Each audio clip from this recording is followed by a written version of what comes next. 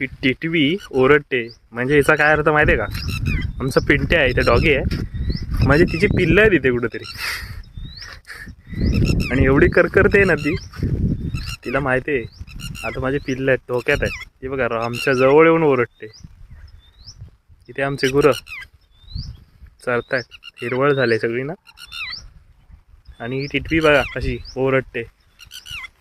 तिचं पिल्लू आहे पिंटू, जाऊ नको. तिचं पिल्लू आहे म्हणून ओरडते ती. ती बघा उडाली. तिचे पप्पा पण आले रे बघा, टिटवीचे पप्पा. हे पप्पा बोचल बोचल बोचल. हो ते बघा, मला वाटतं आमच्या इथं आसपासच आहे.